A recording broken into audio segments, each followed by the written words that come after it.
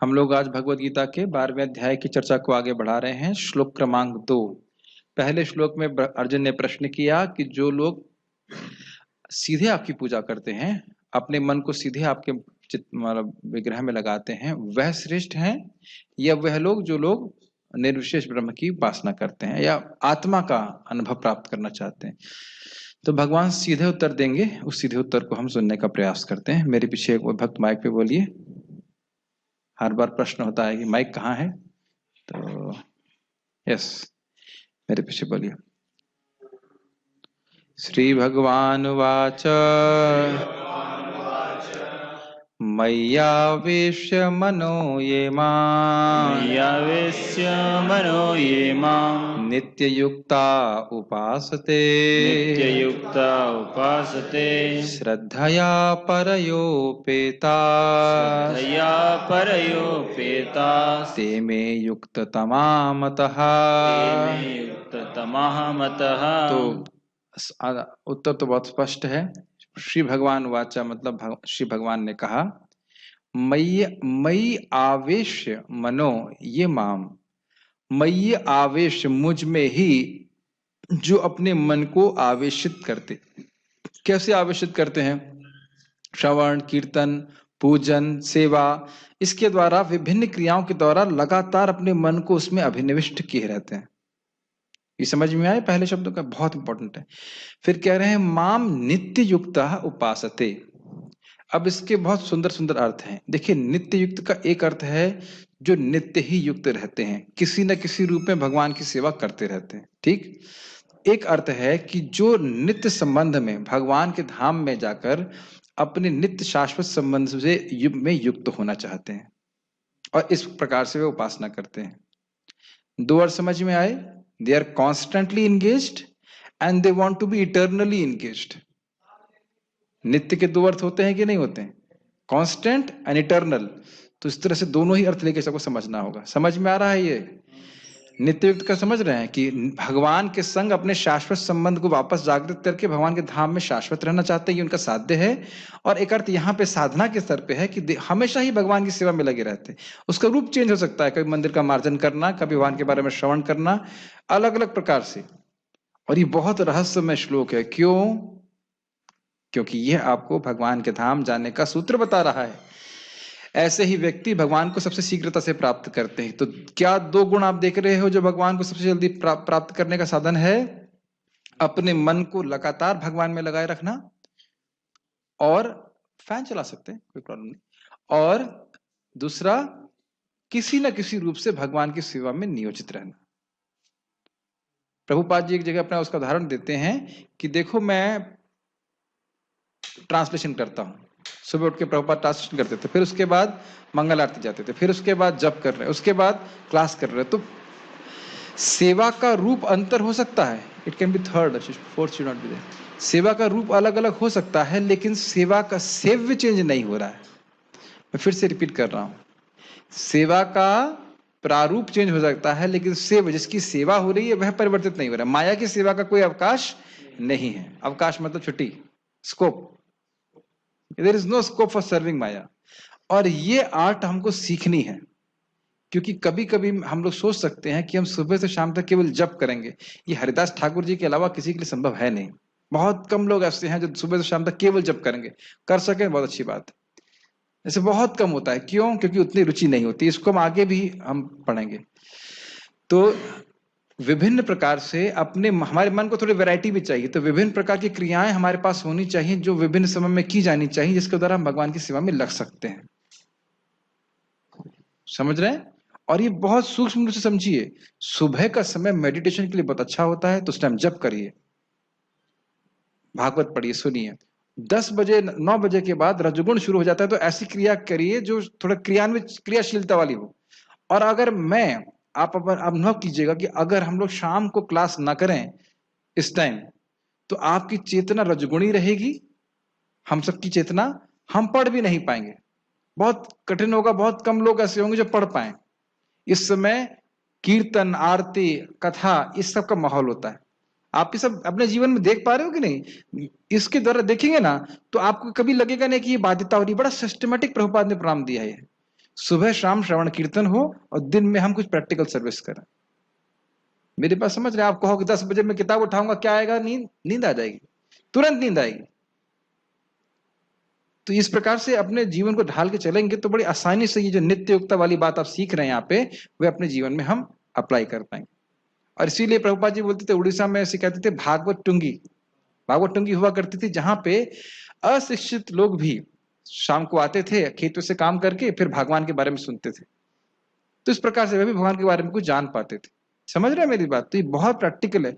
और शाम के समय जब आप कृष्ण भावना में बिताएंगे तो अगले दिन सुबह भी कृष्ण भावना मृत में आप उठेंगे। तो ये प्रैक्टिकल हम बता रहे, प्रैक्टिकल लेवल पे हम कैसे कृष्ण भावना में लगातार युक्त रह सकते हैं। अच्छा, अब उसके बाद क्या कह रहे हैं? श्रद्धया परया। परया मतलब दिव्य। प्रभुपाद इसको अनुवाद की है दिव्य। दिव्य श्रद्धा का अर्थ है शास्त्रीय श्रद्धा।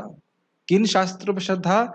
जो भक्ति के प्रतिपादक ग्रंथ हैं उनमें श्रद्धा। उस श्रद्धा से युक्त होकर, बड़ी दृढ़ता से युक्त होकर वह मेरे पास आते हैं। ते में युक्ततम मतः, ऐसे लोग मेरे प्रति युक्ततम हैं। एक होता है तर और एक होता है तम, दो शब्द समझते हैं ना?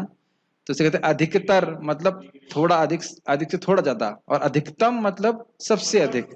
तो यहाँ बोल रहे हैं युक्ततर कहा जाता है तो युक्तों में थोड़े श्रेष्ठ, थोड़े अच्छे। लेकिन युक्ततम मतलब सारे योगियों में सर्वश्रेष्ठ। और ये क्या कह रहे हैं? मता। मता किसका? किसका मत है ये? भगवान कृष्ण का। और उनसे परे मतः परतरम नान्यत्, उनसे परे कोई भी नहीं है। तो भगवान का मत सर्वश्रेष्ठ है और उसके अनुसार जो भगवान की भक्ति कर रहा है वो सर्वश्रेष्ठ है। तो यानी इस्कॉन में आने के बाद और कोई इससे श्रेष्ठ संस्था नहीं मिलेगी। तो कहे कि मैं और कहीं चला जाऊं मुझे श्रेष्ठ पथ मिल जाएगा, इससे ये मूर्खता है। और ऐसा हमने होते हुए देखा है, कैसे यहाँ पे ब्राह्मण दीक्षा प्राप्त करने के बाद भी एक व्यक्ति मायावादी सन्यासी बन गया छोड़ करके। कितना मूर्खता है। या कोई एक भक्त को देखा जो अब फिल्म इंडस्ट्री में काम कर रहा है 20 घंटे, यहाँ 4 घंटे करने में कठिनाई थी 18,000 20,000 के लिए। दुर्भाग्य है, दुर्दैव है, लेकिन जो भी है, इसीलिए शास्त्र सुनना चाहिए ताकि हम हमेशा याद रखें कि हम एकदम सही पथ पे हैं। इससे पहले मैं आगे बढ़ूं, इस बात को समझाना चाहता हूं। अगर आप किसी रोड पे चल रहे हैं तो अगर वहां मील के पत्थर नहीं होंगे, मील के पत्थर सोचते हैं माइलस्टोन, जो दिखाता है कि वो जिस आपका गंतव्य है, जो शहर जहाँ पहुंचना है वो अब इतने किलोमीटर है, अब इतने किलोमीटर है, तो वो स्थान भले ही आप वो मील के पत्थर आपको पहुंचा नहीं देते हैं, लेकिन आपके उत्साह को बढ़ाए बनाए रखते हैं। मेरी बातें समझ में, उदाहरण समझ में आ रहा है? बहुत अच्छा उदाहरण भक्त ने दिया था, मैं नाम याद नहीं आ रहा है, लेकिन पुणे के डिवोटी थे, बहुत सुंदर। तो क्या होता है जब आप मान लीजिए स्कूटर या कार पे जा रहे हैं और मील का पत्थर नहीं है, तो भले ही आप सही रास्ते पे हैं, लेकिन आपको लगे क्या क्या मैं सही रास्ते पे हूं? और जहां डाउट आए तो आपका एक्सेलेटर से पांव पीछे हट जाएगा। तो इसीलिए जब बार बार हम भगवत गीता भागवत सुनते हैं तो ये हमको भक्ति तो बढ़ाती है, अपने आप में भक्ति है, लेकिन साथ साथ भक्ति करते रहने की श्रद्धा प्रेरणा भी देते हैं शास्त्र। जैसे अब आप ये श्लोक सुनेंगे तो क्या भक्ति को छोड़कर कुछ और पथ को स्वीकार करेंगे? ना, भगवान का मत है, हम क्यों और पथ को सोचें कि भाई ज्ञान योग करेंगे, कर्म योग करेंगे? ना। मुझे आज इस बात पे थोड़ा हंसी आती है, जब हम लोग कर्मयोग की व्याख्या कर रहे थे 3रा अध्याय, तो एक भक्त बैठे हुए जो दीक्षा ले चुके हैं, उनको कहा प्रभु जी कर्मयोग तो बड़ा अच्छा लग रहा है बड़ा लग रहा है कर्मयोग करना चाहिए। हमने कहा प्रभु जी ये ठीक है, ये आपके लिए नहीं है, अब आप भक्ति कर रहे हो, एक प्रामाणिक वैष्णव का आश्रय लिए हैं, आपको भक्ति करना है, कर्मयोग का आश्रय नहीं लेना है। जब हम कृष्ण के लिए कर्म कर रहे हैं वह कर्मयोग नहीं है, प्लीज समझिए, वह भक्ति है।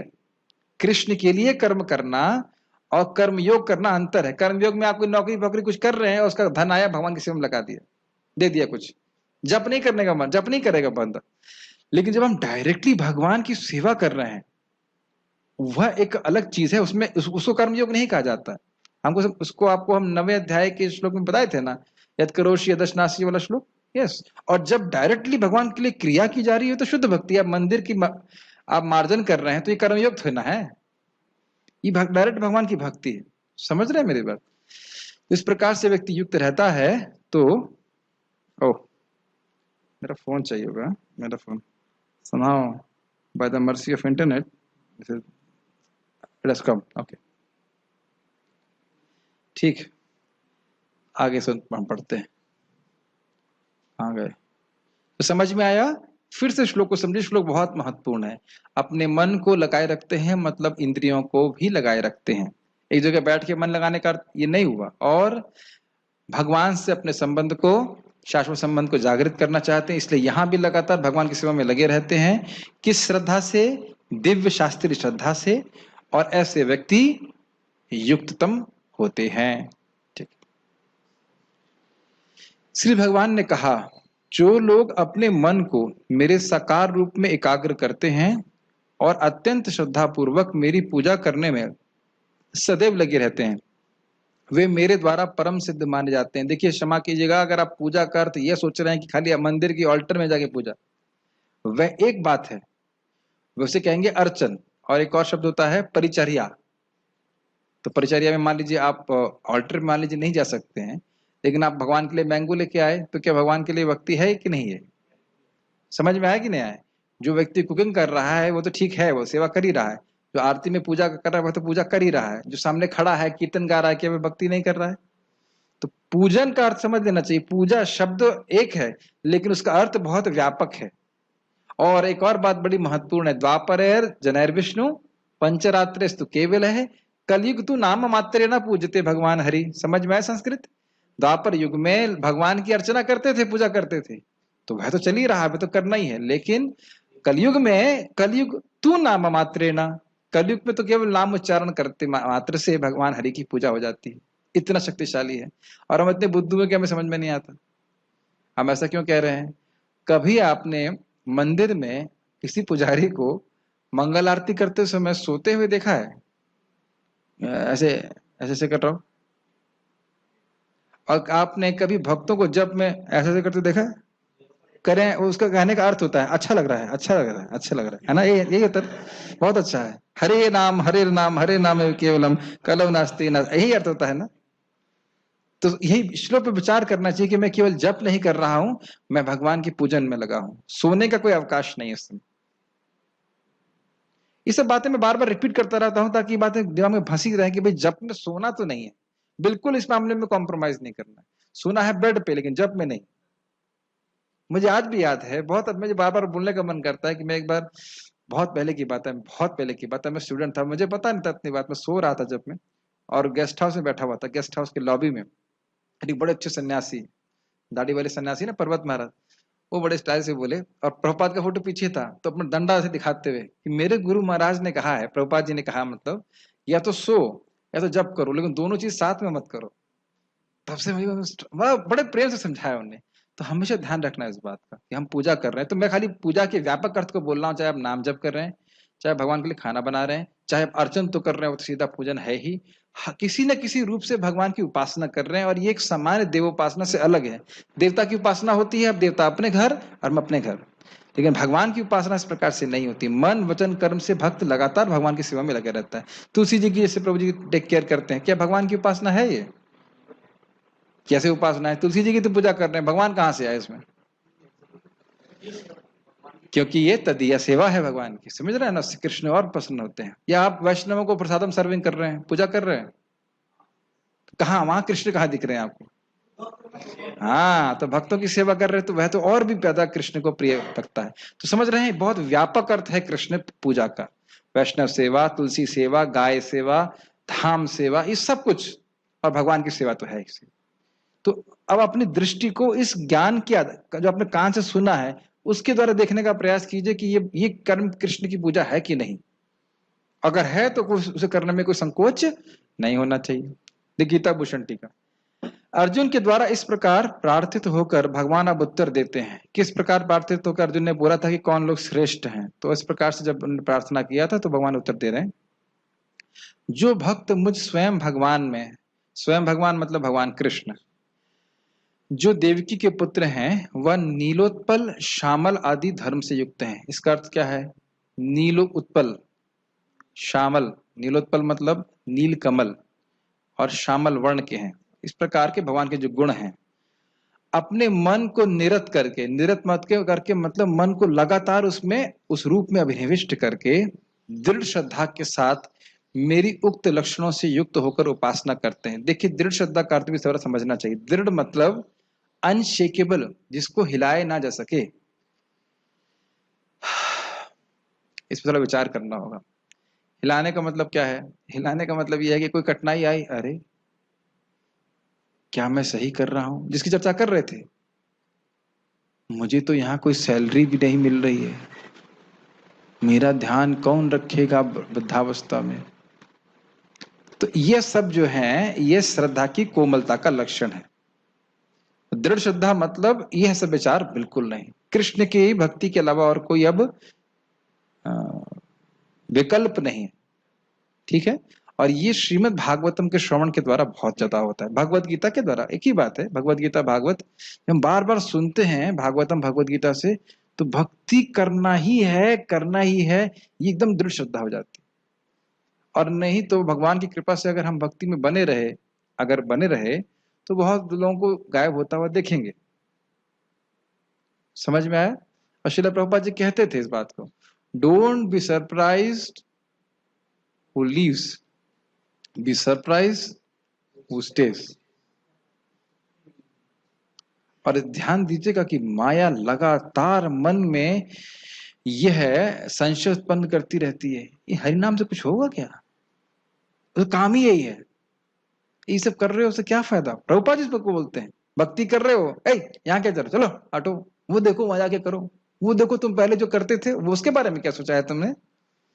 ये लगातार उसका प्रोग्राम चलती रहती है। मैं उदाहरण देता हूँ, ट्रेन वाला, हम तो कभी चाय पीते नहीं है, लेकिन उसको लगता है हम चाय चाय पी लेंगे, साधु लोग चाय पीते हैं उसको आजकल के जमाने में, चाय चाय चाय, हमने कहा नहीं, गरम चाय नहीं, मसाला चाय नहीं। तो आप समझ रहे हैं, उसी तरह माया सोचती है कि इसने कुछ किया है, ये देख लो, अरे ये नहीं देखो, ये वाला देखो, ये इस प्रकार से प्रलोभन देती रहती है। लेकिन दृढ़ श्रद्धा मतलब ना, एक और अर्थ है कि माया को तो ना नहीं करना, मतलब ना करना ही है, साथ साथ अगर आज भक्ति में सुख नहीं मिल रहा है तो उससे कोई मतलब नहीं, इससे हमारा कोई मतलब नहीं। हमें आज हमें कैसा लग रहा है इससे कोई मतलब नहीं है। आज एक बहुत गंभीर मुझे शिक्षा प्राप्त हुई, और ये हमारी भक्ति के लिए बहुत महत्वपूर्ण है, बहुत ध्यान पूर्वक सुनिए। महाराज जी ने बताया था सेवा कैसे होनी चाहिए, यथा कालम यथा कामम, समय के अनुसार और जिसकी जो सेव्य है उसकी इच्छा के अनुसार। यस, आज मैं एक फार्म में गया तो वहां डिवोटी मुझे प्रसाद खिलाना चाह रहे थे। मैं उनको बोला था, प्रभु जी मुझको प्रसाद नहीं खाना है, मुझे जूस पीना है, मैं प्यासा हूं, मुझे प्रसाद नहीं खाना है। और वो जुटे पड़े थे, नहीं प्रसाद खाना है, खाना है, खाना है। और मैं वहां बैठा रहा, और उसके बाद मैं सोचा था पानी आ जाए, जूस नहीं आ रहा, पानी आ जाए, पानी भी नहीं आया। और फिर हमारे सनक सनातन प्रभु गए किचन में, और उन्हें देखा कि वो जूस भी नहीं बना रहे थे, वो खाना बनाने में तुले हुए थे कि मुझे खाना ही खिलाएंगे। आप समझ रहे सारा गेम, ये बात बहुत लौकिक है लेकिन इसका इम्पोर्ट्स बहुत गंभीर हैं, बहुत गंभीर इम्पोर्ट्स हैं भक्ति के लिए, बार बोल रहा हूं। तो फिर प्रभु जी ने कहा, रही हम दोनों लोग थे, हमने कहा हम लोग प्रसाद नहीं ग्रहण करेंगे, हम लोग 5 बजे ही लेते हैं, आप कृपया जूस बनाई। फिर जब उन्होंने बोला तब ने जूस बना करके उपस्थित किया, और फिर भी स्वीट राइस और दही बड़ा दे दिया, हम लोगों जिसको नहीं स्वीकार किए। तब मैं सोच रहा था, उतने मैच्योर डिवोटी नहीं है, वो समझ नहीं पा रहे हैं कि सेवा का उद्देश्य होता है प्रसन्न करना, और प्रसन्न तब आप करते हो जब जो सेव्य है उसकी इच्छा के अनुसार सेवा करें। मेरी समझ रहे हैं मेरी बात? अब चलो वो तो बात खत्म हुई, हम लोग जूस स्पीकर हट गए। अब अपने नाम जप में और भक्ति में अगर हम यह सोचें कि आज मुझे अच्छा नहीं लग रहा, वहां गीता क्लास क्यों जाऊं या गीता क्यों पढ़ूं, तो हम यह नहीं सोच पा रहे हैं कि कृष्ण को कैसा लग रहा है। और ये भक्ति का मुख्य सिद्धांत है, तत्सुख सुखत्वम, कृष्ण को कैसा लगेगा। ये जो कार्य कर रहा हूं, ये जो विचार कर रहा हूं, अगर विचार की बात पे आ जाए तो यही जो बोल रहा हूं, क्या इससे कृष्ण सुखी होंगे, क्या इससे गुरु सुखी होंगे, ये विचार करने वाली बात है। ये तो बहुत गंभीर बात है। और अगर मुझे अच्छा नहीं लग रहा है, इससे मुझे कोई मतलब नहीं है, यह है दृढ़ श्रद्धा। क्या ये बात समझ में आ रही है? आज आपको अच्छा लग रहा है या नहीं लग रहा है, इससे इस पॉइंट को एक कचरे के डब्बे में डाल दीजिए, हमें इससे कोई मतलब नहीं, क्योंकि इसमें हमारा कोई कंट्रोल नहीं है। कभी आप देखेंगे मंगल आरती बड़ा अच्छा लगता है, जब बड़ा अच्छा लगता है, नहीं अच्छा लगता, इससे कोई मतलब नहीं। ये प्रभुपाद जी के वाक्य, एक व्यक्ति ने प्रभुपाद से पूछा, प्रभुपाद मैं I don't feel like going down to you, मेरा मन नहीं कर रहा है आपको प्रणाम करने का। तो प्रभुपाद ने कहा, who cares about your feeling, just do it. तुम अपनी फीलिंग के बारे में मत सोचो, केवल करो, क्योंकि करने मात्र से हमारी प्रगति होती है। ठीक है? तो दृढ़ श्रद्धा की बात समझ रहे हैं, कोई हिला नहीं सकता उसके ऊपर। मेरी उक्त लक्षणों से युक्त होकर उपासना करते हैं, अर्थात श्रवण आदि लक्षण से युक्त उपासना करते हैं। अब समझ में आई, भगवान के बारे में श्रवण करना, कीर्तन करना, स्मरण करना, इस प्रकार से उनकी भक्ति इन लक्षणों से, इन सिम्टम्स से युक्त रहती है। ऐसे व्यक्ति को पर्योपासना कहा जाएगा, सम्यक उपासना, कंप्लीट उपासना।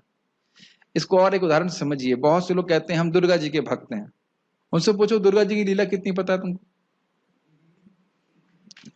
और दुर्गा जी के तत्व कितने पता है। हम तो शिव जी के भक्त हैं, शिव जी की लीला बताओ, कोई शिव जी के तत्व बताओ, किस दिशा में रहते हैं ये भी बता दो जरा। बड़ा मुश्किल है। हम तो इसलिए भक्त हैं शिव जी के तथाकथित, क्यों? अरे साहब हमारा बच्चा ठीक हो गया, हमारे बच्चे की नौकरी लग गई। तो आप तो अपने भोग के भक्त हो, शिव जी के भक्त थोड़े ना हो। ठीक है। इस पे एक छोटी सी घटना है बड़ी इंटरेस्टिंग। मेरे गुरु महाराज और एक सन्यासी और एक जगह गए, और वहां सारी व्यवस्थाएं बहुत अच्छी थी। सन्यासियों के लिए अलग अलग आश्रम, ब्रह्मचारियों के लिए अलग आश्रम, गृहस्थों के लिए सब व्यवस्था, सारा कुछ बढ़िया। तो महाराज ने पूछा वहां के सन्यासी से जाकर के, जो लीडर थे, कि हम भी चाहते हैं इस्कॉन में भी सब कुछ इसी प्रकार से बढ़िया चले, तो बताइए कैसे कीर्तन है। कहते हैं आपके यहाँ नहीं हो सकता ऐसा। नहीं हो सकता है? तो कहते क्यों नहीं हो सकता? कहते हैं क्योंकि आप लोग कृष्ण की पूजा करते हैं। कृष्ण कभी भौतिक रूप से अपने भक्तों को अच्छा रख ही नहीं सकते, मतलब कुछ ना कुछ परेशानी रहेगी ही। तो कहते क्यों? तो कहते हैं तो फिर आप किसकी पूजा करते हैं? कहते हैं हम शिव जी की पूजा करते हैं। और ये बात भागवत में आई है, शिव जी की पूजा करता है उसके भौतिक खूब अच्छे से चलता है।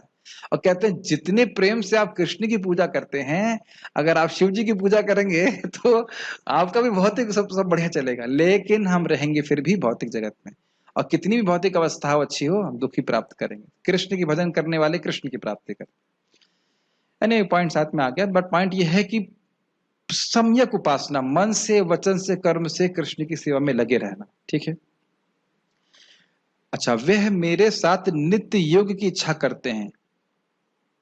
ये लाइन समझ में आ रही है? नित्य योग की इच्छा करते हैं, क्या अर्थ है इसका?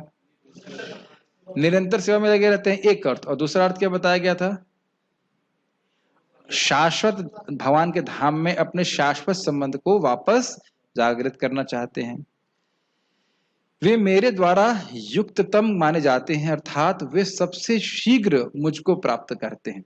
तो साधन की दृष्टि से हमको अगर ये बात हम ध्यान रखें कि हमारा उद्देश्य ठीक है और हम भक्ति का आश्चर्य ले रहे हैं, तो सबसे जल्दी सिद्धि को प्राप्त करेंगे। ठीक है। ओके। तात्पर्य, अर्जुन के प्रश्न का उत्तर देते हुए कृष्ण स्पष्ट करते हैं कि जो व्यक्ति उनके साकार रूप में अपने मन को एकाग्र करता है और अत्यंत श्रद्धा तथा निष्ठा पूर्वक उनको पूछता है, उसे योग में परम सिद्ध मानना चाहिए। और श्रद्धा का एक और अर्थ है परम आदर के संग। हरे कृष्ण मंत्र जप करते समय श्रद्धा का अर्थ क्या हुआ? कि साक्षात भगवान है, जितना संभव प्रयास करूंगा कि मैं इसको बहुत अच्छे से करने का प्रयास करूंगा। है कि नहीं?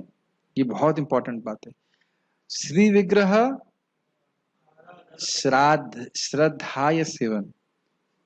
अब यहाँ पे क्या अर्थ हुआ इसका? श्रद्धा। क्या श्रद्धा? कि ये साक्षात भगवान है।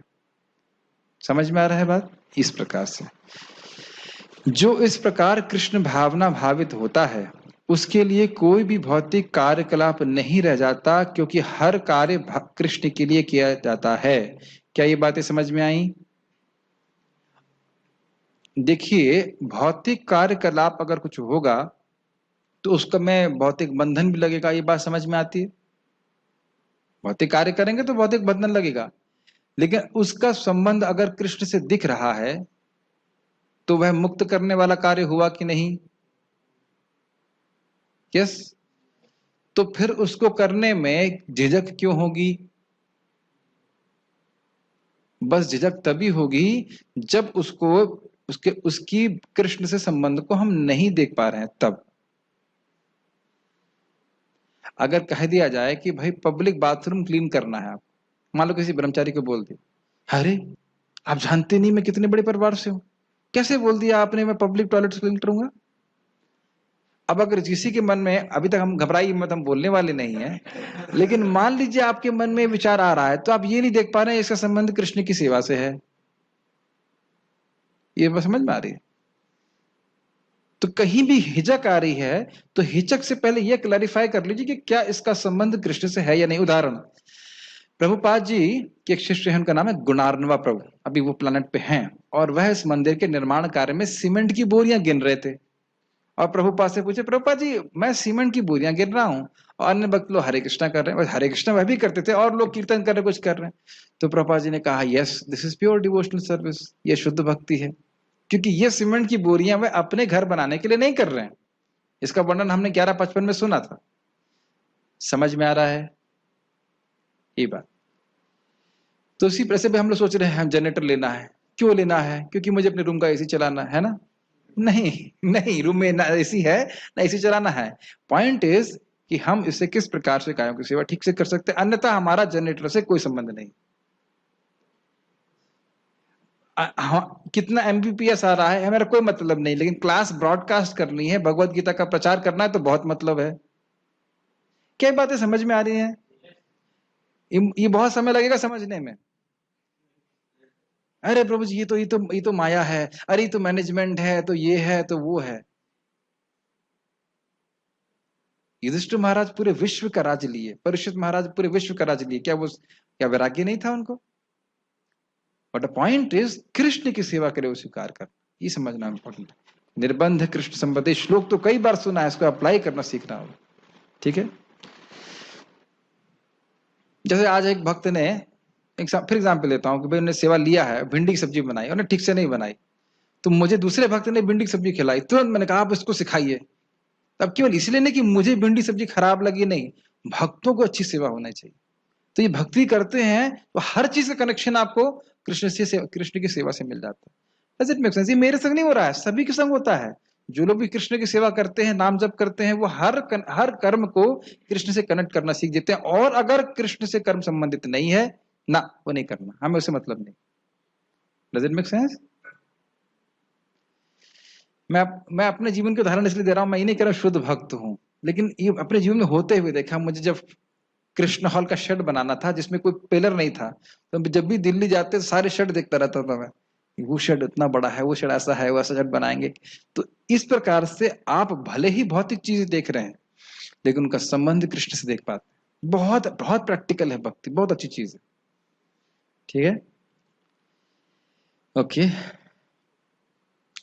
शुद्ध भक्त निरंतर कार्यरत रहता है, कभी कीर्तन करता है तो कभी श्रवण करता है, या कृष्ण विषय कोई पुस्तक पढ़ता है, या कभी कभी प्रसाद तैयार करता है, कभी कभी प्रसाद खाता भी है ठीक है, या बाजार से कृष्ण के लिए कुछ मोल लाता है, या कभी मंदिर झाड़ता बुहारता है, तो कभी बर्तन धोता है। बर्तन धोए आज किसी भक्त ने अभी तक सेवाओं में? ओके, कुछ लोगों ने धोए, वेरी गुड। परम पूज्य वृंदावन चंद महाराज बता रहे थे कि एक बार गांव का कुछ प्रोग्राम हुआ, तो महाराज श्री परम पूज्य राधा गोविंद महाराज जी कुछ तो था, वह बर्तन मांजने लगे भगवान के। और महाराज समझा रहे थे कि भगवान मतलब वृंदावन चंद महाराज बता रहे थे कि महाराज जी इतने प्रेम से उसको मांज रहे थे, मतलब रियली श्रद्धा की कृष्ण के बर्तन। तो मतलब ऐसा नहीं है कि शुद्ध भक्त इस प्रकार से नहीं कर सकते, करते हैं, वो हर प्रकार की सेवा करने के लिए तैयार है। और आपको पता भी होगा नरोत्तम दास ठाकुर जी की आध्यात्मिक जगत में क्या सेवा है? नित्य सेवा, दूध उबालने की। दूध उबालना, इतना साधना किया मैंने और शाश्वत टाइम इटर्निटी के लिए मैं दूध ही उबालता रहूंगा? बट यू मस्ट रिमेंबर कि अगर कृष्ण प्रेम है तो कुछ भी सेवा कृष्ण के लिए है वह अनंत सुख देने वाली होती। ध्यान रखना इस बात को, ठीक है?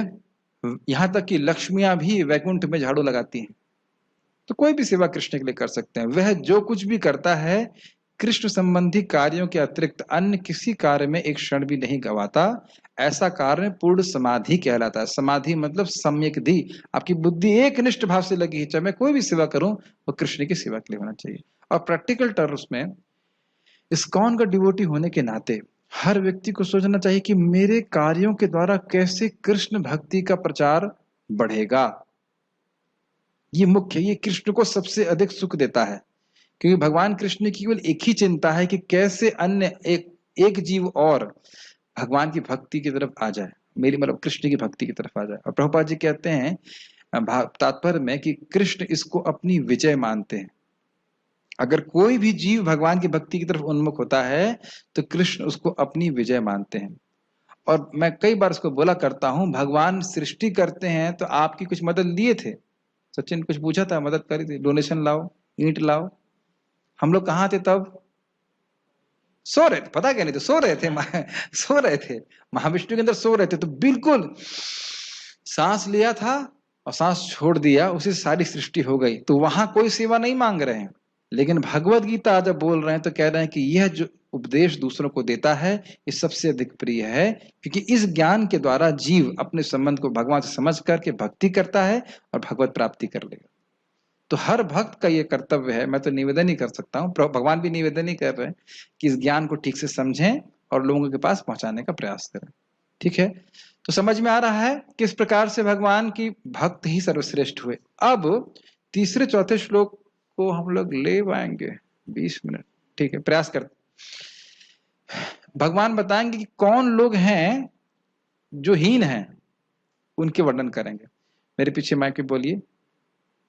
ये तु अक्षरम अनिर्देशम, ये तुक्षर निर्देशम, अव्यक्तम पर्युपासते, अव्यक्तम परिपासते, सर्वत्र गम अचिन्त्यम च, सर्वत्र गम अचिन्त्य च, कूटस्थम अचलम ध्रुवम, कूटस्थम अचलम ध्रुवम, संयम्येन्द्रिय ग्रामम, संयम्येन्द्रिय ग्रामम, सर्वत्र समबुद्धयः, सर्वत्र समबुद्धयः, ते प्राप्नुवन्ति मामेव, ते प्राप्नुवन्ति मामेव, सर्वभूतहिते रताः। सर्वभूतहिते रताः। ये तू मतलब लेकिन वो मतलब अब थीम चेंज हो गई। लेकिन वो लोग जो अक्षरम, अक्षर का अर्थ क्या है भी समझाया जाएगा। अक्षर मतलब जो कभी क्षय नहीं होता। अनिर्देश्यम, जिसको निर्देशित नहीं कर सकते। जैसे ये पांडे जी हैं, क्या किया मैंने? निर्देश किया। ये निर्दिष्ट है, इनको आप नाम दे सकते हो, बोल सकते हो, पांडे जी है ना।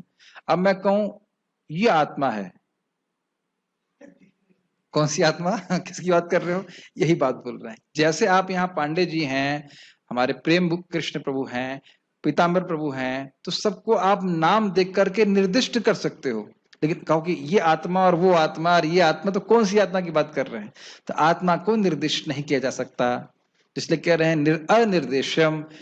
अव्यक्तम मतलब जो इंद्रियों के द्वारा देखी नहीं जा सकती। पर्युपासते, उनकी उपासना करते हैं। सर्वत्र गम का अर्थ है जो आत्मा पूरे शरीर में विद्यमान है। इसको आप कैसे समझ सकते हो? अपने पांव को स्पर्श कीजिए तो आप पांव में अनुभव करेंगे, और गाल को स्पर्श कीजिए तो गाल में स्पर्श का अनुभव करेंगे। तो ये जो आत्मा की शक्ति है वह पूरे शरीर में व्याप्त है, जैसे ट्यूब लाइट पूरे रूम में व्याप्त है अपने प्रकाश के द्वारा। यस, उसी तरह से। अचिंत्यम मतलब तर्क के द्वारा आप नहीं समझ सकते, केवल श्रुति के द्वारा समझ सकते हो। कूटस्थम मतलब समझाएंगे आगे। कूटस्थ मतलब अपरिवर्तनशील। अचलम मतलब चलायमान नहीं है, उसको भी आगे समझाएंगे। ध्रुवम मतलब जो जिसके एकमात्र आश्रय भगवान है, जो भगवान का ही सेवक है। ये सब बड़े सुंदर सुंदर अर्थ लिए गए हैं, उसको हम समझाएंगे। ये तो हो गए उनके साध्य का वर्णन। किसकी उपासना करते हैं? आत्मा की उपासना। आत्मा का अनुभव प्राप्त करने का प्रयास करते हैं। कैसे करते हैं? श्लोक नंबर 4 में संनियम्य इंद्रिय ग्रामम, ग्राम मतलब समूह, सारी इंद्रियों को संयमित करते हैं। ठीक है, भोग में नहीं जाने देते। सर्वत्र समबुद्धया, सभी जगह ये देखते हैं कि ब्रह्म ही है। यह सब जब को सभी को आत्मा के रूप में देखते हैं, यह भी अर्थ है। ते प्राप्नुवन्ति मामेवा, वे भी मुझको प्राप्त करते हैं। सर्वभूत हिते रतः, सभी जीवों के हित में लगे रह करके। अब कहेंगे अरे भाई, जब वह भी प्राप्त करते हैं और ये पहले वाले जो भक्त आपने दूसरे श्लोक में बताया वह भी प्राप्त करते हैं, तो श्रेष्ठतम क्यों कह रहे हो? उसकी व्याख्या ठीक है मैं सुनने वाले, आज ही सुनेंगे। श्लोक समझ में आ रहा है? बहुत तेज चले गए, अभी धीरे से समझाएंगे। लेकिन जो लोग अपनी इंद्रियों को वश में करके, लेकिन का अर्थ हो गया, जैसे कहते हैं ना कि भाई वो आदमी बहुत अच्छा गाते हैं, लेकिन मतलब कुछ उल्टा बोलना चाहते हैं। ठीक है, तो यहाँ बोल दिया ये भक्त लोग बहुत अच्छे हैं, लेकिन कुछ लोग हैं जो इस प्रकार से मेरी उपासना नहीं करते हैं डायरेक्ट, तो वो लोग भी हैं और मुझे प्राप्ति करते हैं, लेकिन मतलब कुछ है, कुछ गड़बड़ है। ठीक, लेकिन जो लोग अपनी इंद्रियों को वश में करके तथा सबों के प्रति संभाव रखकर परम सत्य की निराकार कल्पना के अंतर्गत उस अव्यक्त की पूरी तरह से पूजा करते हैं, उसकी मतलब किसकी? ये हाँ, ये भी कठिन है। किसकी? उसकी। वही वही पूजनीय है और उसकी पूजा कर तुम वहीं पहुंच जाओगे। एक डॉट बढ़ जाएगा आपका, वही से वहीं। लेकिन ये क्लियर नहीं कि कहां से कहीं कि नहीं, कहां पहुंच जाएंगे कुछ पता नहीं चलेगा, ये क्लियर नहीं। तो खैर जो भी है, इसकी व्याख्या की जाए कि अंतर्गत उस अव्यक्त की पूरी तरह से पूजा करते हैं जो इंद्रियों की अनुभूति के परे है। बताइए, इंद्रियों के जो चीज अनुभूति के परे है उसकी धारणा भी कैसे होगी?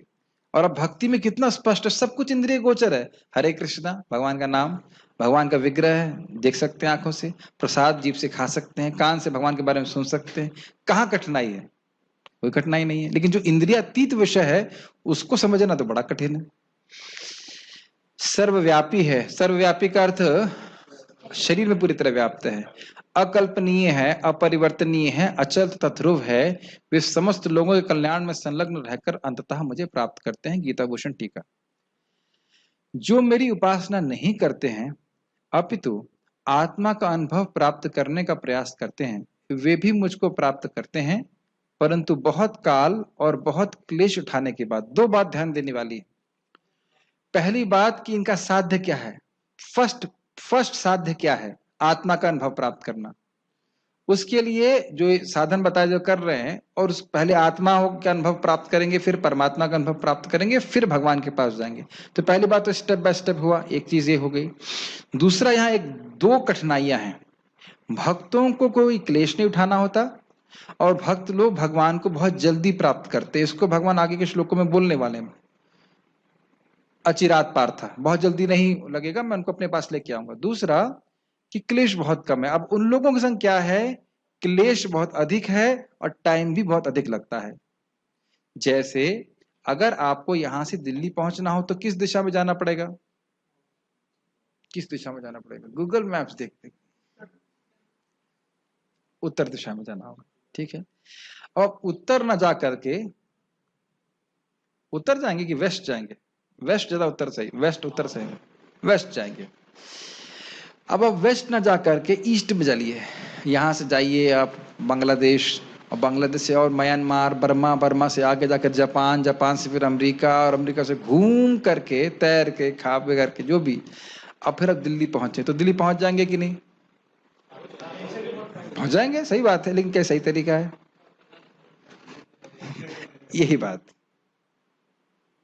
इतना अंतर, बहुत अंतर है, ठीक है।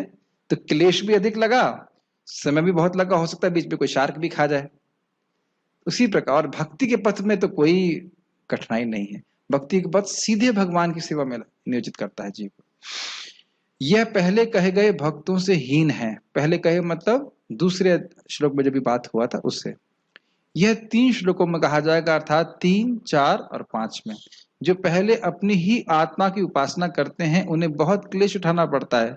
आत्मा की उपासना करते हैं अर्थात आत्मा का अनुभव प्राप्त करने के लिए। कैसे वो शरीर से भिन्न है, आत्मा का अनुभव प्राप्त करने के लिए विभिन्न साधनों का उपयोग करते हैं। इस तथ्य को श्लोक 3 में कहा गया है। मतलब उनका उपास्य कौन है? आत्मा, आत्मा का अनुभव प्राप्त करना। और श्लोक 5 में उसका उपसंहार किया गया है कि यह पथ, और श्लोक 5 में इसका उपसंहार किया गया है कि यह पथ बहुत अधिक क्लेश से युक्त है। मतलब आज श्लोक को नहीं लेंगे वो, इस श्लोक 5 में बोला जाएगा कि इसे बहुत कठिन है, और बहुत कठिन है और बहुत अधिक समय लग रहा है। इसका मतलब क्या है? नहीं करना है, ये भगवान बोल रहे हैं, ठीक है। यहाँ आत्मा का वर्णन किया जा रहा है। इस आत्मा को देव या मानव जैसे औपाधिक शब्दों से निर्दिष्ट करना असंभव है, क्योंकि यह शरीर से भिन्न है। ये लाइन समझ में आई? जैसे मैंने बोला पांडे जी, अब पांडे जी का मतलब क्या हुआ? मैं बोलूं दीपक पांडे, ये दीपक पांडे क्या है? देखो सब गलत दिख रहे हैं, यही सब गलत हो जा रहे हैं। ये एक व्यक्ति का नाम नहीं है। आप ये भी नहीं कह सकते कि शरीर का नाम है, शरीर का नाम भी नहीं कह सकते, है ना। ये केवल हाँ निश्चित करने के लिए, एक निर्दिष्ट करने के लिए, निर्देश करने के लिए आप बस करते हैं। भाई प्रभु जी का नाम जब दीक्षा हो जाएगा, कब ले रहे हैं? ठीक ठीक। तो जब ले जाएंगे तो हम उनको दीपक पांडे नहीं कहेंगे, जो भी होगा धर्मवीर दास या जैसे कुछ भी जो भी रहे, भगवान गुरु महाराज जो भी नाम देंगे, धर्मात्मा दास या वटेवर जो गुरु महाराज नाम देंगे। तो आप देख रहे हैं कि यहाँ पे हर वस्तु का एक नाम और रूप है, और वह एक उपाधि है। रूप तो सारी उपाधि नहीं है, रूप तो रूप है जो है, लेकिन नाम दे रहे हैं, उसके द्वारा हम उपाधि दे रहे हैं। समझ में आ रहा है? डेजिग्नेशन। लेकिन आत्मा को आप क्या उपाधि से बोलेंगे? भाई आप कह सकते हैं भाई हम लोग इंसान है, इंसान एक उपाधि है, इंद्र देवता है, तो बड़ी आसानी से समझ में आ जाता है। स्त्री है, पुरुष है, ये सब उपाधियां हैं। आत्मा, आत्मा को क्या बोलेंगे? तो इसलिए कह रहे हैं अनिर्देश, इसको निर्दिष्ट करना मुश्किल है। समझ में आया? अरे कृष्ण, अच्छा मान लो कृष्ण के विग्रह है और बोलते कृष्ण, ये भी एक उपाधि हो गई है ना? हाँ, यह उपाधि नहीं हुई। यस, अभिन्नत्व नाम नामिना, वहां उपाधि नहीं है, नाम नामी में भेद नहीं होता है। यह भगवान के विग्रह और भगवान में भी कोई भेद नहीं है, ठीक है, वहां उपाधि नहीं है। यह इंद्रियों के ज्ञान के परे है, इसलिए अव्यक्तम। इंद्रियों के ज्ञान के परे का अर्थ क्या है आकाश? आंख से आप कुछ देख सकते हो, कान से सुन सकते हो, क्या आकाश आप आत्मा को देख सकते हैं? नहीं देख सकते, तो यह इंद्रियों के ज्ञान के परे हो गया, इसलिए अव्यक्त कह रहे हैं। यह शरीर इंद्रियों और प्राण में सर्वव्यापी है, इसलिए सर्वत्र गम कहते हैं। गम मतलब जहां जाने वाला, जा सके। तो अब शरीर में आत्मा है या नहीं है? इंद्रियों में है कि नहीं है? सब जगह है, सभी। यस, बहुत सुंदर महाराज ने बहुत सुंदर अर्थ बताया। देखिए, देह का अर्थ यह नहीं होता है कि पंच महाभूत से मिली हुई को मेल कर दीजिए और वो देह हो जाएगा। उसमें प्राण होने चाहिए, उसमें इंद्रियां होनी चाहिए, और फिर उसको क्रियान्वित करने वाला आत्मा ना होना चाहिए। बाकी तो देह, ऑब्वियसली देह का मतलब आत्मा नहीं होता है, लेकिन आत्मा के बिना देह का कोई मतलब नहीं हुआ, देहधारी भी तो होना चाहिए। तो यहां बात हो रही है कि इंद्रियों, प्राण इत्यादि में वह सर्वव्यापी है। ये लाइन समझ में आ रही है आपको साहिल? आपको समझ में आ रहा है कि मेरी आंख में भी दर्द हो रहा है? हो नहीं रहा है, मैं जस्ट पूछ रहा हूं। समझ में आ रहा है आपको? आपको प्रश्न समझ में आ रहा है? अरे मेरी आंख में दर्द हो रहा है, आपको समझ में आ रहा है? हाँ ठीक। और आपको भूख लग रही है, मुझे समझ में आ रहा है? नहीं, कहने के बाद भी मुझे समझ में आएगा। अब समझ में आई बात? हर व्यक्ति जो आत्मा है वह शरीर में लिमिटेड है। हम अपने अनुभव को प्राप्त कर रहे हैं। जैसे मुझे आज बहुत हल्का सा कांटा लगा, एकदम, कोई कह रहे ये तो 0.1 mm भी कुछ नहीं। नहीं नहीं, पहले कांटे निकालो। तो आप देख सकते हैं कि मेरे शरीर के छोटे से भाग में, बहुत छोटे से भाग में कांटा लगा, लेकिन तुरंत मुझे मालूम चल गया। क्यों? क्योंकि वहां पे चेतना है। और आप देख सकते हैं जब हम उसको एनेस्थेसिया दे देते हैं, क्या कहते हैं, लोकल एनेस्थेसिया, अब काट भी दीजिए, वो बातें करता रहे, कुछ फर्क नहीं पड़ेगा। समझ रहे हैं? तो आत्मा इस शरीर को चेतनी भूत कर रही है, इसलिए सर्वत्र गम कहा जाता है। आत्मा हर जगह नहीं है। मैंने उदाहरण इसलिए दिया कि मैं आपके दुख सुख को नहीं जानता, इसलिए मैं आपके शरीर में प्रवेश नहीं कर रहा हूं। मैं केवल अपने शरीर तक ही लिमिटेड हूं। यह आत्मा का गुण है। समझ में आ रहा है? यह तर्क के द्वारा अगम्य है, इसलिए अचिंत्य कहा जा रहा है। इसलिए इसे श्रुति के द्वारा ही जाना जा सकता है। श्रुति का मतलब है वेद। अब तर्क के द्वारा अगम्य है, आप ये नहीं कह सकते हो कि ऐसा कैसे हो सकता है कि कभी ऐसी कोई वस्तु जिसको जलाए नहीं जा सकता, जिसको सुखाए नहीं जा सकता, जैसे भगवान वर्णन किए हैं, और शाश्वत है ये, वो ऐसा कैसे हो सकता है? ये तर्क से नहीं चलेगा, ठीक है? ये ऐसा कैसे हो सकता है कि आत्मा की कभी सृष्टि ही नहीं हो? आप ऐसा कैसे हो सकता है, ये सब नहीं बोल सकते। यह सब हम वेद प्रमाण से सुनते हैं। और सुनिएगा क्या इसका अर्थ है। केवल श्रुति के द्वारा, अब बहुत कठिन बातें आ रही हैं, अब आप लोग सोच सकते हैं, कठिन शब्द हम प्रयोग करने वाले हैं। केवल श्रुति के द्वारा आत्मा को ज्ञान स्वरूप और ज्ञात स्वरूप के रूप में जाना जा सकता है। अब इसका अर्थ क्या है? देखिए, आत्मा का स्वरूप कैसा है? सच्चिदानंद विग्रह है, स्वयं ज्ञानमय है। जैसे सूर्य स्वयं अग्निमय है। अगर कहें कि सूर्य का रूप कैसा है, तब कहेंगे अग्निमय। स्वयं अग्नि है सूर्य, लेकिन सूर्य देवता भी एक व्यक्ति भी है। समझ रहे हैं? तो ज्ञान स्वरूप मतलब आत्मा स्वयं ज्ञान है, और ज्ञात्र स्वरूप मतलब ज्ञाता है। आप लोगों को मेरी बात समझ में आ रही है ना? आप लोगों को, कुछ लोगों को मेरी बात समझ में नहीं आ रही है ना? समझ में नहीं आ रहा है, यह भी अनुभव हो रहा है ना? हर व्यक्ति को व्यक्तिगत रूप से अनुभव हो रहा है ना? इसे कहते हैं ज्ञाता स्वरूप, अनुभव करने की शक्ति। अनुभव हो रहा है कि समझ में आ रहा है? साहिल, आपका नाम सचिन है क्या? इसे कहते हैं ज्ञान शक्ति। क्या कोई भक्त यहाँ पे बता सकता है? मैंने पहले बताया था कि ज्ञान शक्ति का अर्थ क्या होता है। ज्ञान शक्ति, हाँ, वो केमिस्ट्री में पढ़ते थे। मैं हूं और मैं दूसरों से भिन्न हूं। साहिल, आप समझ पा रहे हो इस बात को? जब मैं बोल रहा हूं साहिल, तो आप जान रहे हो कि मैं केवल आप ही को पुकार रहा हूं। अब मैं बोलूं कि मिक्सर, आप यहां हो, तो मिक्सर को समझ सकता है? नहीं समझ सकता ना?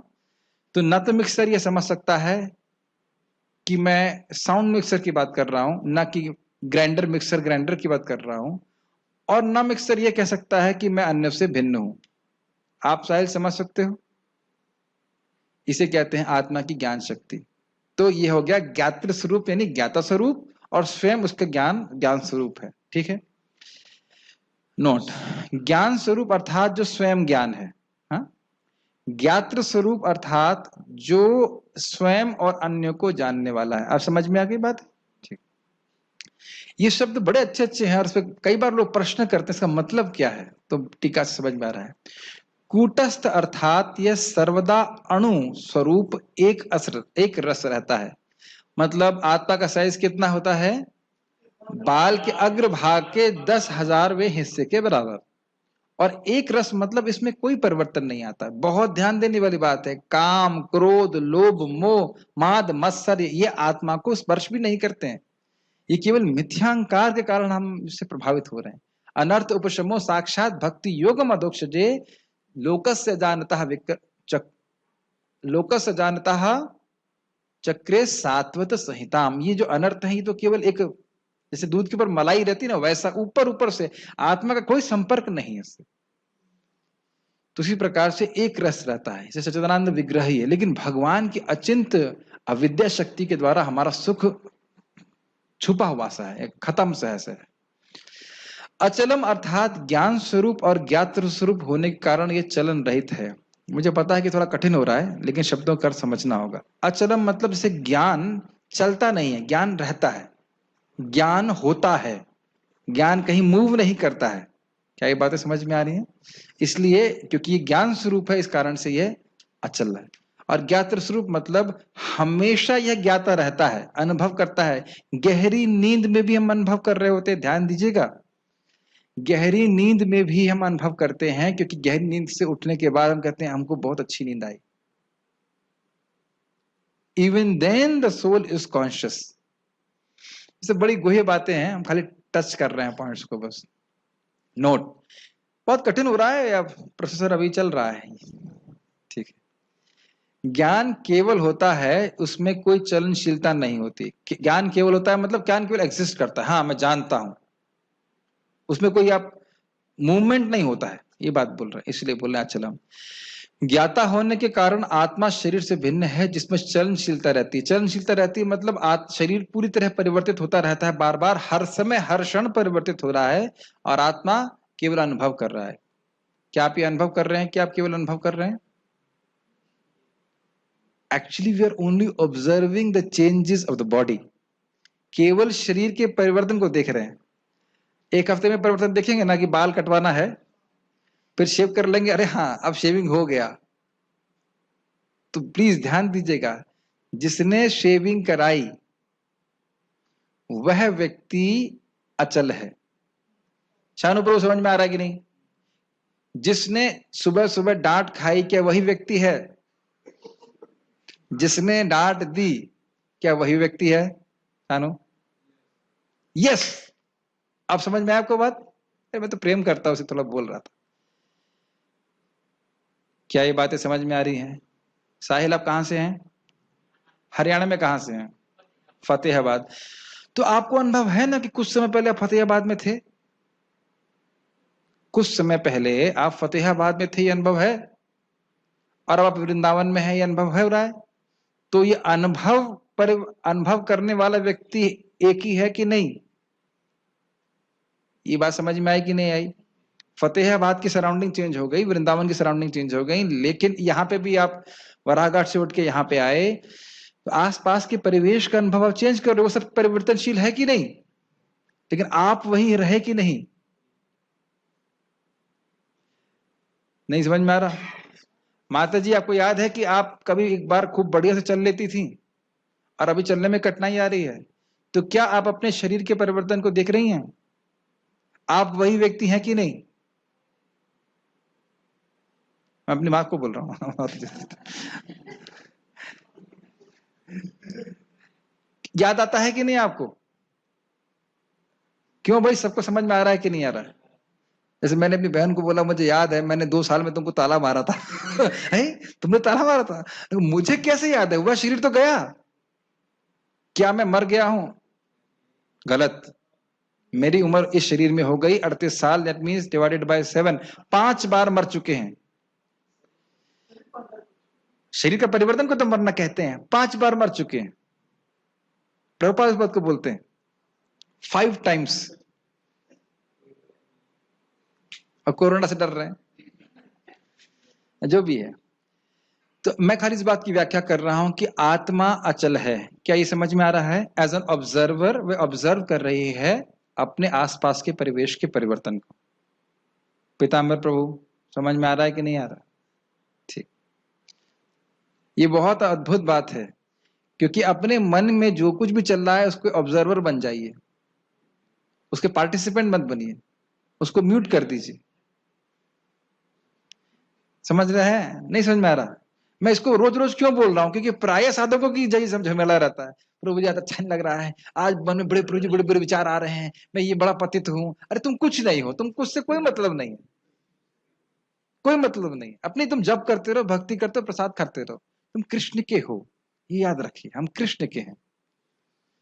देखिए आज बड़ा अद्भुत हुआ, अकस्मात मैं प्रसाद दे रहा हूं, अकस्मात किसी ने फोन किया, प्रभु जी मैं नोएडा मंदिर, माता जी थी, बोले नोएडा मंदिर में मुझे कुछ 16 माला कर रही हूँ, मैं नोएडा मंदिर जाना चाहती हूँ, ये है वो है, सत्संग करना चाहती हूँ। मैंने कहा इनको मेरा नंबर कैसे प्राप्त हुआ अकस्मात? तो ये दिखाता है कि अकस्मात फिर उनको बोला कि आप गीता ग्रुप में जुड़ सकते हैं, तो शायद वो आगे भक्ति कंटिन्यू करें। ये हम जन्म जन्मांतर जो भक्ति कर रहे हैं वही कृष्ण बार बार हमको वापस लेके आ रहे हैं। हम कृष्ण के हैं, याद रखना चाहिए, और भक्ति करते रहें तो हमारे परम सिद्धि प्राप्त होगी। ये सब चीजें मैं खाली अचलम पे बोल रहा हूं।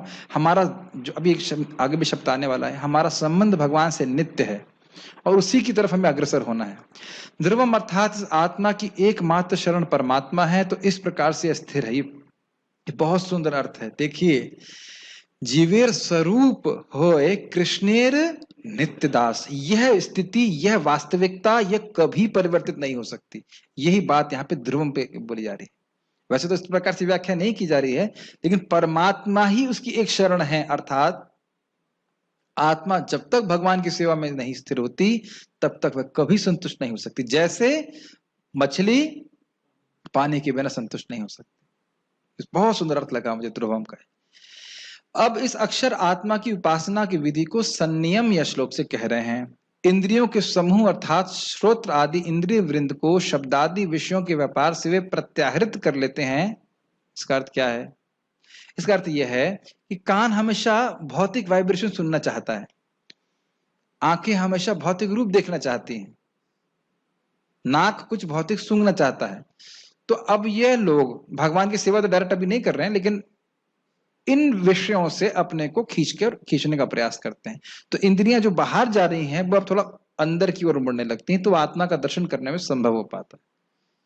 अब देखिए, अगर मैं यह कहूं कि हमारे लिए इंद्रियों का कंट्रोल करना है क्या है, तो आप लोग बड़ी आसानी से समझ सकते हो। नाक से भगवान को अर्पित फूल सूंघना है, कान से भगवान के बारे में सुनना है, आंख से भगवान के बारे में देखना, बहुत आसान है।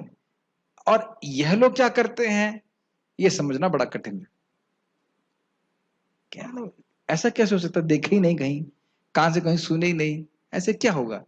तो इसीलिए आप समझ सकते हो कि बहुत कठिन है ये। हम भी प्रत्याहार करते हैं, ये भी आगे भी आने वाला है।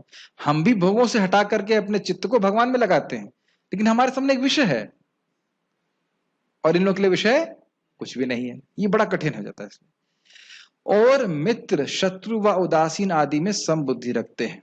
अब यह भी हमारे भक्तों के लिए बड़ा आसान है। आप किस प्रकार से मित्र, शत्रु और उदासीन में समबुद्धि रखेंगे बताइए? आत्मा के रूप में देखेंगे ना, ठीक नहीं मतलब है। बोल फिलोसफिकली तो आप सही बोल रहे हो, लेकिन भगवान के अंश ठीक। उन सभी को कृष्ण भावना देने का प्रयास करेंगे। प्रभुपाद जी इस बात को बोल रहे थे, किसी के प्रति ये भावना नहीं रखेंगे अरे इसको भक्ति ना प्राप्त हो। अब हम उसको भक्ति दे ना पाए अलग बात है, लेकिन यह नहीं सोचे कि इसको भक्ति प्राप्त ना हो। अब आप देखो भक्त लोग ऐसे होते भी हैं, भक्त प्राय आपको इस बात पे डांटेंगे कि आप मंगल आरती क्यों नहीं जा रहे हैं। कभी डांट पड़े कि मंगल आरती क्यों जा रहे हो? क्यों शानू प्रभु को मैंने बोला तुम इतने सुबह क्यों उठते हो 3 बजे, क्यों मंगल आरती जाते हो? कभी बोला ऐसा? ऐसा तो कभी नहीं बोलेंगे। आपको भी किसी को बोलेंगे अबे तुम इतना जप क्यों कर रहे हो, इतना भागवत क्यों पढ़ रहे हो? ऐसा कभी कोई भक्त नहीं बोलेंगे। भक्त लोग इस प्रकार के द्वेष से युक्त नहीं होते हैं। हमेशा भक्त लोग चाहते हैं कि दूसरे लोग भी भक्ति में आए। इवन आप देखोगे, अपने जीवन में अनुभव करेंगे कि जिन लोगों ने आपके संग पहले खराब बर्ताव किया है उनके प्रति भी इच्छा आती कि काश यह भी भक्त बन जाए। ये तो हम अनुभूत करते हैं, एकदम अनुभव वाली बात। भले वो हम उसको भक्त बना ना पाए, लेकिन ये अच्छा होती है कि ये जरूर भक्त बन जाए तो अच्छा होगा, कल्याण हो जाएगा। ये अपने आप भक्ति करने से लोगों से वैर भाव समाप्त हो जाता है। Make sense?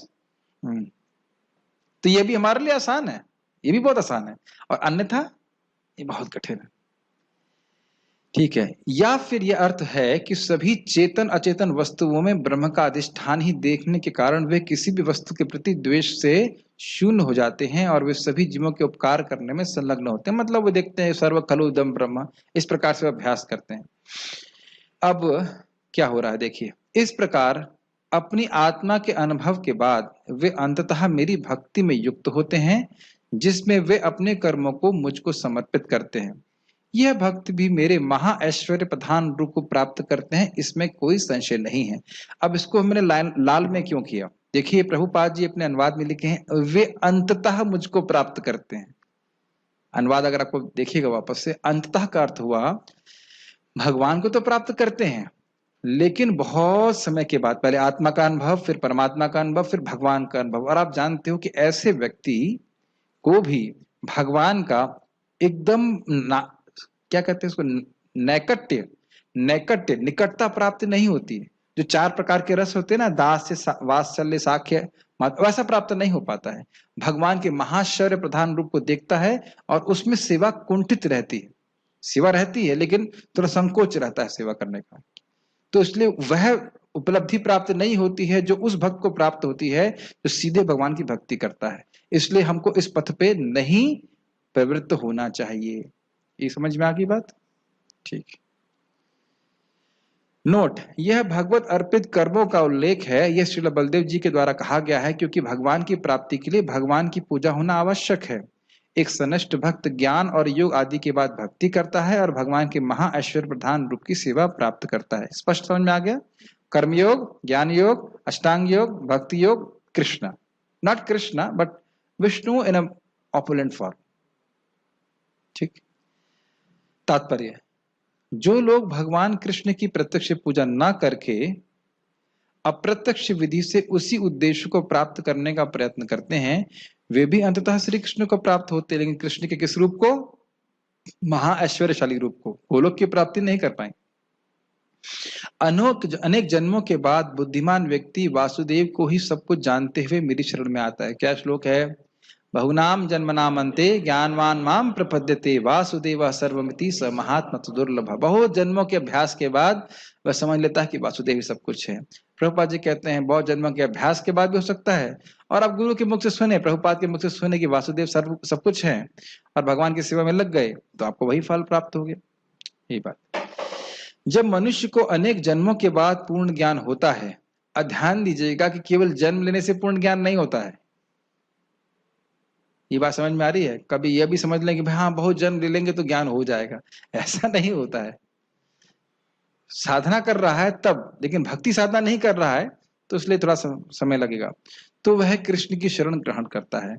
और ये बहुत सुंदर बात है, अगर आप भक्तों को या किसी व्यक्ति को भक्ति से दूर जाता हुआ देखिए, समझना चाहिए कि इसकी साधना में पक्कापन अभी नहीं है।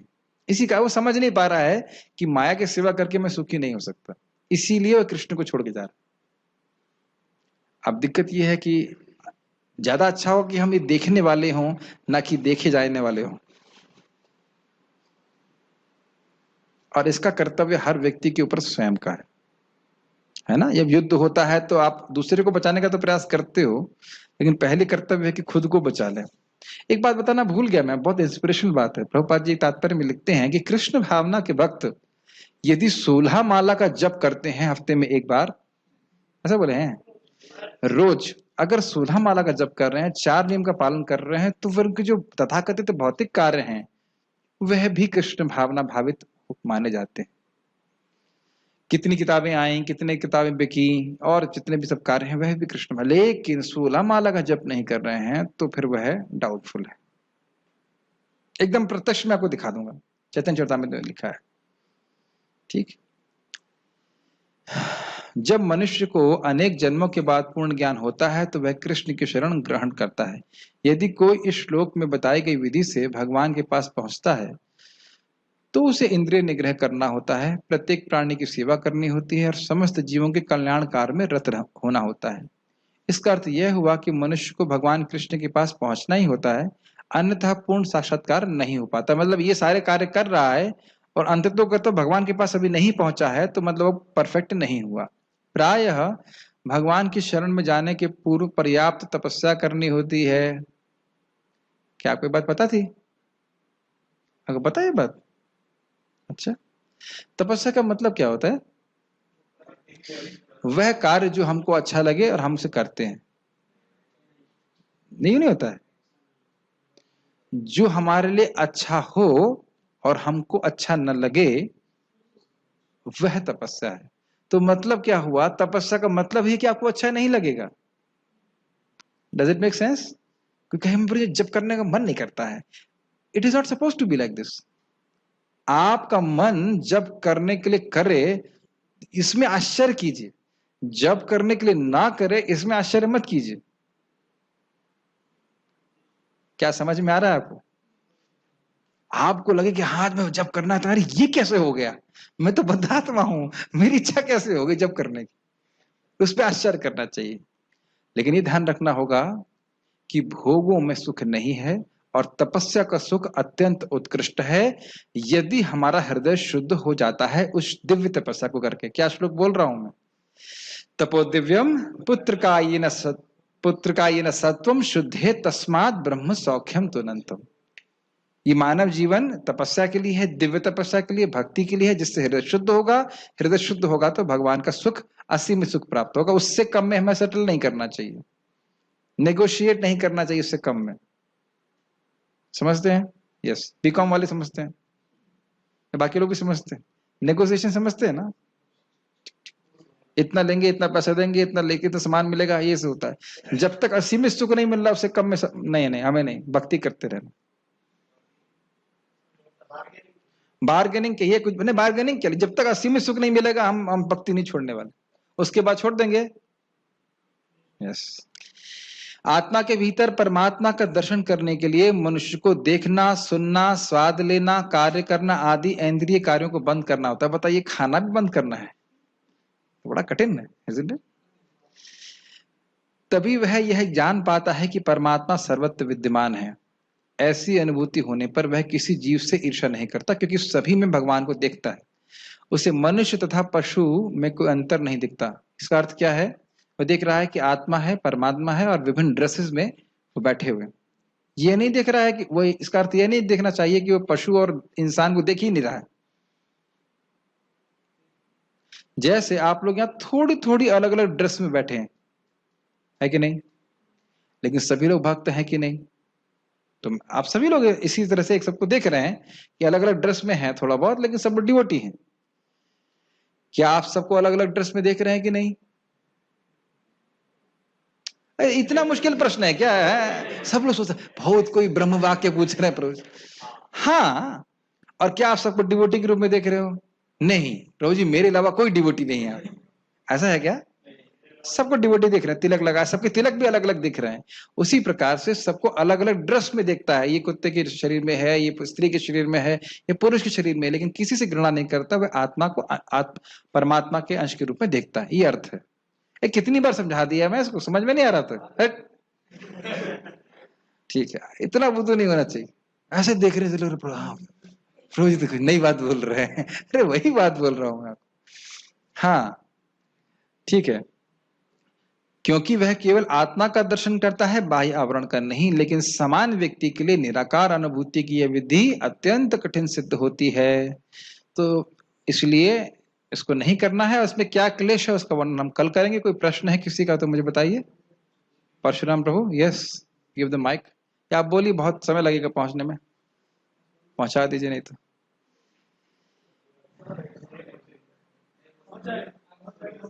बताइए, बहुत मत खींचे। हाँ हाँ, हरे कृष्ण। यस प्रभु। भक्ति करते हुए अगर रस नहीं मिलेगा तो भक्ति करने की इच्छा कैसे बलवान होगी? बहुत अच्छा प्रश्न है। अगर रस ही नहीं हुआ तो प्रेरणा कैसे मिलेगी? Very good. देखिए, अनिष्टित भजन में, जिसमें हम लोग प्राय सब लोग हैं, हमको रोज रस नहीं मिलता। इसलिए भगवान बड़े चतुर हैं। इससे पहले कि हम बिल्कुल डाउन हो जाएं, थोड़ा रस दे देते हैं, है कि नहीं? अरे हफ्ते में आप देखेंगे 2 दिन तो जब अच्छा होता है कि नहीं? तो अच्छा, दूसरा मैं उसका समझाता हूँ। भाई जिन लोग की सैलरी, नौकरी करते हैं, हर दिन तो सैलरी मिलती नहीं है। सैलरी कितनी प्रभु जी, सैलरी कब मिलती थी आपको? हमारे अरुण नाम, हाँ अरुण प्रभु, सैलरी कब मिलती थी आपको?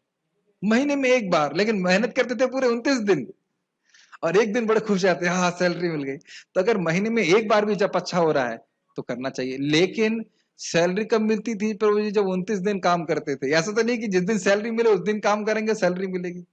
और वस्ता ही प्रभु जी थोड़े दिन का फेज है।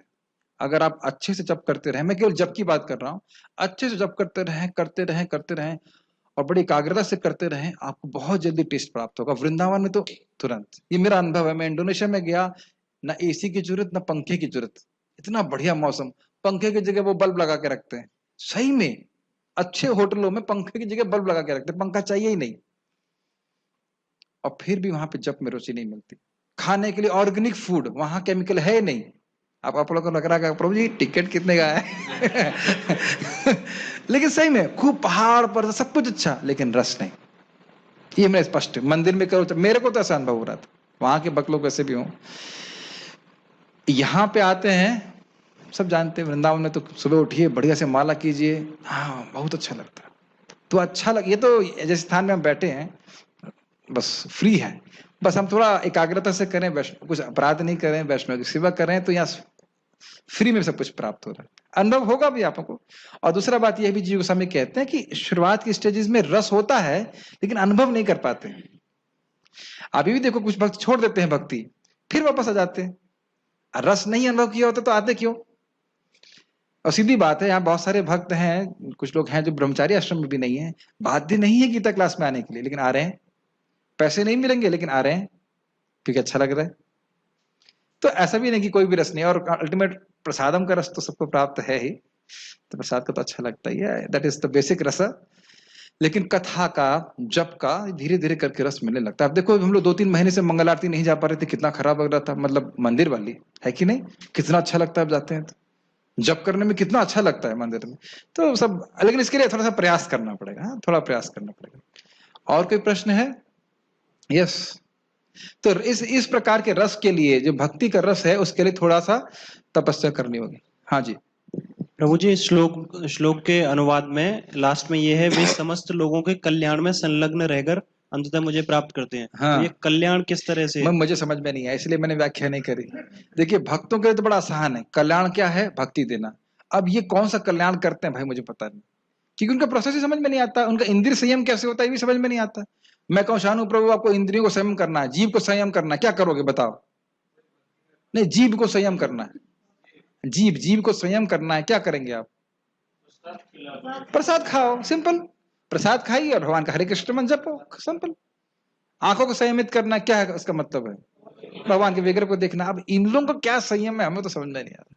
भगवान भी व्याख्या नहीं की, टीका में भी व्याख्या नहीं है, फिर हम महाराज का बोलते हैं, फिर हम क्या मीमांसा करेंगे हम मीमांसा क्या करेंगे, हम समझा नहीं सकते। कुछ जूम में भक्तों का कुछ प्रश्न है क्या? कह रहे हैं प्रभु जी जो नया नया भक्त में आया है उसको तुरंत टेस्ट का अनुभव नहीं पता हो, उसको कैसे कन्विंस करें? रुद्र प्रभु का यही प्रश्न प्रभु जी ने भी किया। लेकिन देखिए ऐसा नहीं है। जब हम लोग नए नए भक्त में आते हैं और आप कृष्ण के बारे में सुनते हैं तो बहुत रुचिकर लगता है। जिन लोगों की थोड़ी सुकृति होती है उनको अच्छा लगता है, उनको प्रीचिंग करना चाहिए, और जिन लोगों को बिल्कुल रुचि नहीं होती है उनको प्रीचिंग नहीं करना चाहिए। आप बहुत अच्छा पुण्य वालों का फॉर्मूला है, do not try to create interest, try to catch interested people. वही कृष्ण कथा, वही बात आप बोलेंगे लोगों को, एक व्यक्ति को बहुत अच्छी लगेगी, वो ग्रहण कर लेगा, उसको प्रीचिंग करिए। और जो नहीं ग्रहण कर रहा है उसको जबरदस्ती मत पुश कीजिए, ठीक है? और किसी का कोई प्रश्न है ना? ठीक है। जी हाँ, जैसे बताया कि भगवान का नाम होता है, तो आत्मा का कोई नाम नहीं होता है? आत्मा का नाम होता है, लेकिन आत्मा का नाम भगवान के संबंध में है। जैसे आप गोलोक में जाएंगे तो आपका नाम है, जैसे मैंने बताया था गोलोक में कौन गए थे, गोप कुमार, तो यहाँ उनको गोप कुमार कहते हैं, लेकिन उनका वहां पे नाम है स्वरूप। श्रीदामा ये इनके नित्य नाम है। गरुड़ जी का नाम क्या है? वैंतेय, वैंतेय नाम है ना, हाँ, ये शाश्वत नाम है। तो भगवान के सेवक के रूप में जय विजय ये शाश्वत नाम है, लेकिन भगवान के संबंध में ऐसे आत्मा का कोई नाम नहीं। मतलब अगर आप ब्रह्म स्वरूप में कहें तो आत्मा का कोई नाम नहीं, इसीलिए और कठिन हो जाएगा, ठीक है? लेकिन वो नाम असली नाम है, वो उपाधि नहीं है, ठीक है? और कोई प्रश्न है? प्रभु जी जैसे मेरा एक मित्र है, तो वो कह रहा था कि मुझे भगवान में फेथ है, लेकिन 100% फेथ नहीं आ पा रहा है। तो कुछ चीजें ऐसी हैं शास्त्रों में जिन पे यकीन करना मुश्किल हो जाता है आज के समय में, तो उस फेथ को कैसे बढ़ाया जाए? कुछ बातें हैं जो स्पष्ट रूप से आप विश्वास कर सकते हो, जैसे देहिनुमस्मिन् यथा देहे कौमारम यौवनम जरा तथा देहांतर प्राप्तिर धीरज तत्र न मोह्यते। दिख रहा है ना शरीर परिवर्तन। तो आत्मा, भगवान के बारे में छोड़िए, पहले आप आत्मा के बारे में सोचिए, फिर आप ये सोचिए कि आपके पास मृत्यु का कोई सोल्यूशन है क्या। जैसे एक भक्त अभी अपने बच्चों के बारे में बड़े चिंतित थे, कोरोना नहीं हो, लेकिन उनको यह चिंता नहीं है कि बच्चे मरेंगे एक दिन जरूर। आज कोरोना से तुम बचा पाओगे नहीं बचा पाओगे, नहीं बचा पाओगे कोई पता नहीं है, लेकिन मृत्यु से बचा पाओगे। तो मृत्यु का सोल्यूशन ढूंढना चाहिए, और मृत्यु का सोल्यूशन क्या है? भगवत गीता, हरि नाम। और उसको करने में उसको करवाने में कोई रुचि नहीं हो रही है। हमारे बेटे को दवा दे दो, हमारे बेटे को दवा दे दो, कोरोना ना हो जाए। अरे कोरोना से नहीं मरेगा तो किसी और चीज से मर जाएगा, लेकिन भगवान की भक्ति देंगे तो वह मृत्यु से मुक्त हो सकता है। इस बारे में किसी को चिंता नहीं। तो समझ रहे मेरी बात? इतना तो समझना चाहिए कि हमारा शरीर, हम शरीर से भिन्न है। यहां से शुरू करे व्यक्ति, इंसान जानवर में क्या भेद है, यहां से शुरू करे, फिर आगे वो समझ पाएगा। और जैसे जैसे हमारी बुद्धि हरिनाम के द्वारा शुद्ध होती है, प्रसाद के द्वारा शुद्ध होती है, शास्त्र की बातें समझ में आने लगती हैं, असहज उनमें श्रद्धा होने लगती है। आप महसूस कर रहे हो? ऐसा आप क्वेश्चन नहीं करते हो यह क्यों वैसे क्यों। भगवत गीता में, भागवत में अपने आप समझ में आता, हाँ ठीक है ऐसा लिखा है। वो अशुद्ध बुद्धि के कारण समझ में नहीं आता, कुछ पाप है जिसके कारण श्रद्धा नहीं हो रही। भाई ये कैसे समझ में आता है कि जो ब्रह्मांड है वो 5 अरब साल पहले आया? ये क्यों विश्वास करते हैं? साइंटिस्ट ने बोला है और ये सही बोला है?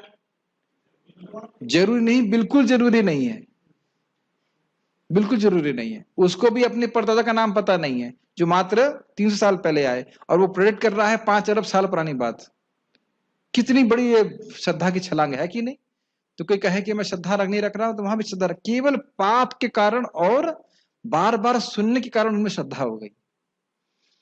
तो बार बार शास्त्र सुनेंगे, भक्तों के संग में आके बार बार सुनेंगे, तो सताम प्रसंगाद मम वीर संविदो भवंति हृतकर्ण रसायन कथा तदजोषणाद आशुपवर्ग वर्तमनी श्रद्धा रतिर भक्ति अनुक्रमशति। भक्तों के संग में आके बार बार कथा सुनेंगे, भगवान के बारे में प्रमाणिक रूप से सुनेंगे, श्रद्धा बन जाती। ठीक है, और कोई प्रश्न है? जूम पे प्रभु जी एक और है। कैसे समझें कि आत्मा भगवान के परमात्मा आत्मा के अंदर है, साथ में है? तो बहुत स्पष्ट है। देखिए सब लोग खाना खाए हैं ना, हजम कौन कर रहा है? स्पष्ट है। कितनी बार हमको श्लोक याद रहता है, एकदम जवान पे चढ़ा रहता है, खट से अरे वो श्लोक क्या था और फिर खट से आ जाता है। एटलीस्ट तो हमने तो अनुभव किया ऐसा। हर समय व्यक्ति समझ सकता है कि मेरी बुद्धि को गाइड करने वाला कोई और है, और ये तो मैं स्पष्ट देख रहा हूं कि मैं कुछ सोच रहा हूं, मैं बोल रहा हूं, लेकिन ये कैसे हो रहा है मुझे नहीं पता। कई बार मैंने उदाहरण दिया कि नहीं? मेरी बात समझ में आ रही है आप लोगों को? कैसे? आपने कभी सोचा, छोटे बच्चों को देखिए, मामा पापा पापा मामा बोलते बोलते बोलना चालू कर देता है, शब्दों के अर्थ समझ में आने लगते हैं।